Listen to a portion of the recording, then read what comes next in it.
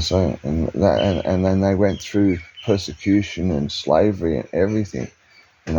So that's that repeating cycle that once you find it, you can't repeat it. This book is awesome. It teaches us how to step free of that. And guys like the Ratzinger Brook and all them other great men like Theodoric the Great and Theodore and his daughter and all those great ones in our modern history from Jesus on, they're profound because they all believed in Jesus. They all knew their scriptures. And I'm blessed I went the way I went with the scriptures because I didn't get to learn to read and write. So I had to go listen to other men speak them and talking thousands of different men's perception and finding, listening. And then all of a sudden the book started to open up. And then I found a man by the name of Alan in Canada, which really made it clear about that there's no contradictions in Luke, Mark, and Matthew because we don't read them from a prophetic eye. They're read from a repeating story of Jesus' crucifixion. They should be read from a prophetic, I'm a bit dry, it's really hot at the moment, a prophetic version. It's not a traditional version. So Luke will tell you straight up that he knows all. Matthew doesn't tell you that. Mark doesn't tell you that. Why is he called Mark? Mark of the beast.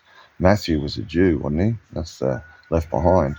And what Luke, he was a physician. He was a doctor. So he was something, he was, and he always said, and it's really interesting when you see it all unlocked, the scriptures unlocked, like them puzzle pictures, I remember sitting with this, like he was 17, I was in New Zealand in the top end up in Coromandel up on a community called Nohow, and there's this young fella there, he's about 16, 17, he's quite talented, and grew up like real natural, one of them real natural ones, and we were sitting down in his little cabin there, and they had one of these pictures, and he was over there rolling a joint. I can't remember something doing.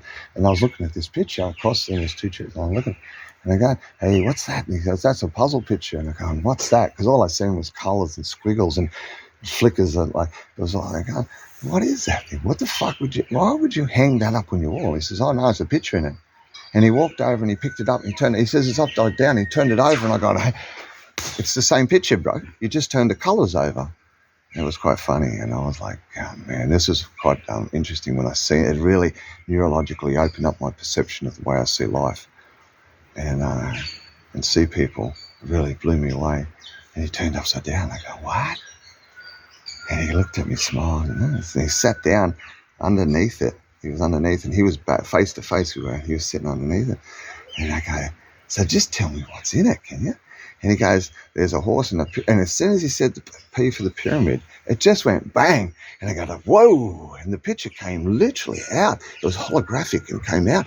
And I go, and instead of being colours, it became silver. I go, "What? Like, that can't happen." Because I'd experienced LSD for sure many, many, many times. Being in a hotel with my parents and it being put into my drink and not knowing that I experienced, because I never took LSD, I didn't want drugs. I thought marijuana was a drug. I thought it was all a drug. These guys put it in my drink, and I was having these experiences thinking it was normal, yeah.